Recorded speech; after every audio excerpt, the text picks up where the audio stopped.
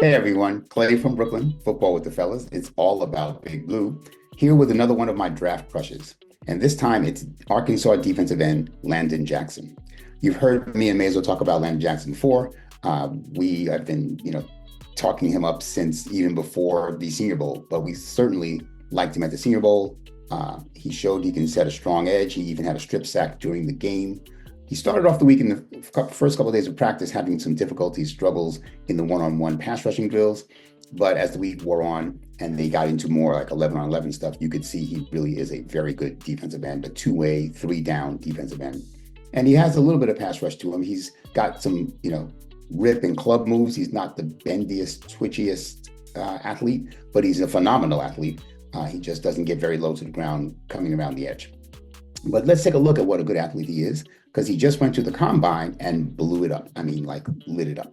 So I'm going to show you a little bit about how he did the combine. Let's start with the obvious things. His numbers, his measurables. He was 6'6", 264 with 33 and a quarter inch arms and 10-inch hands. All of those are very solid for a defensive end in the NFL. I happen to think that he lost a few pounds to get ready for the combine because he obviously wanted to be a little faster and quicker, and which he did. But they say that his playing weight is more around the 270 range, 270, maybe 275, which is what I expect him to do in the NFL. The NFL.com has him listed as a 6.35, eventually plus starter. I totally agree with that. I think he will eventually be a plus starter. I think that's well said. But let's look at some of those athleticism numbers. He ran a 4.68 40. That is flying for 6'6", 265. That is a very, very good 40 time.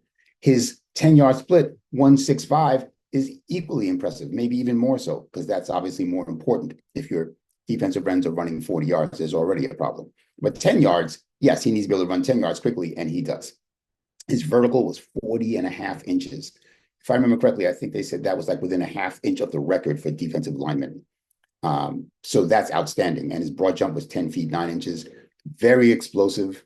I mean, obviously, he's not going to do a whole lot of broad jumping or vertical leap. Well, vertical leaping to block passes, sure, but broad jumping is not something you use specifically in the NFL, but it shows the kind of athlete you are. It shows the kind of athleticism you have, kind of explosiveness.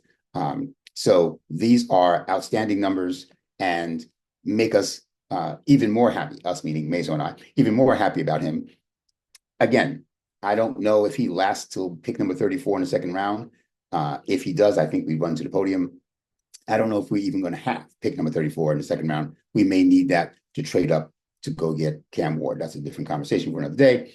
But if we do still have pick 34 and he's on the board, we could do a lot worse than Landon Jackson. Obviously, I'm hoping we sign at least one interior defensive lineman in the free agency period that starts this week.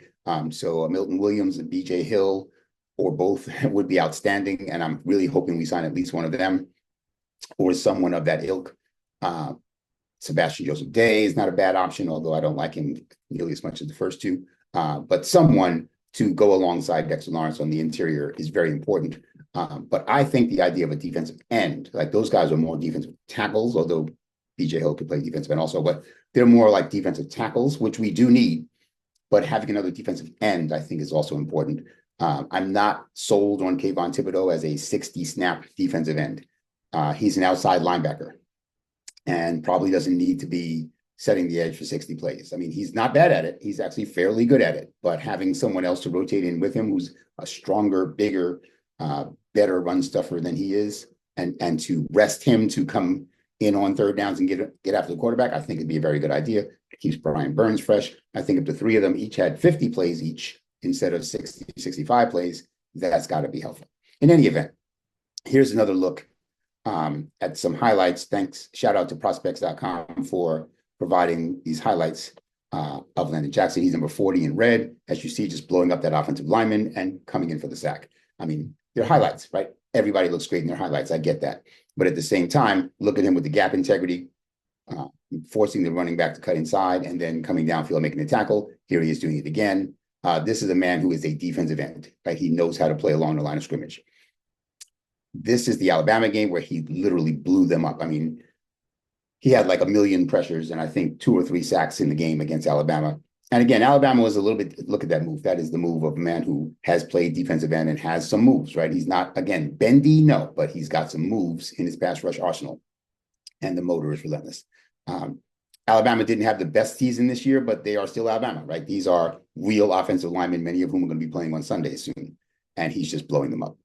So, yeah, I really like this young man. I think that his motor is very impressive. His length, he knows how to use his length. He's got some quickness to him, and he's got some strength to him.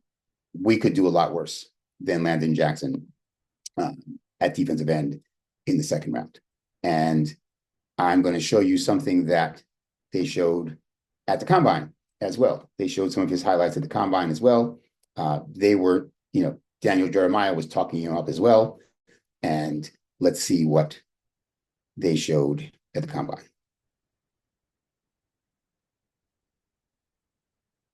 There he is. So again, they had their own highlight package. You see the spotlight on him. Tackles for loss. This is a man who plays in the backfield a lot. He gets in the offensive backfield a lot. And look at that strength, just holding off that offensive lineman. That's an offensive lineman. That wasn't a tight end or a running back. That was an offensive tackle. The bull rush moves, the clubs and the rips, he's in the quarterback's face. Even if he doesn't get the sack, he puts the pressure on, makes you get rid of the ball faster. I see that my screen jumped a little bit there, but he split a double team there. Now they're showing a little bit of his drills during the Combine, where you can see some of his lateral mobility and quickness. So he's, again, someone who I think they would really, meaning the Giants, really do well to get their hands on. All right, actually, I'm going to stop it here. They did show some of his drills, but I'm going to stop it before they get into that. Let's just say that Landon Jackson is today's draft crush, and I really hope that you agree, but I'd love to hear what you think. So please drop us a comment. Let us know what you think about Landon Jackson. Let us know what you think about the draft crush segments in general. There's a whole lot of people that I'm hoping to get to between now and the draft in April, but I'd be happy to hear some of your requests. If there's somebody you want to see me do a segment on, please let me know. So again, Clay from Brooklyn, Football with the Fellas. It's all about Big Blue, and I'm out. Big shout out to El Marquis Productions, the talent behind the music and production here at Football with the Fellas. It's all about Big Blue. Their beats bring energy and excitement to every episode. El Marquis' skills in mixing, mastering, and creating top quality sound make the podcast come alive each week. For your own projects, check out elmarquisproductions.com and take your sound to the next level.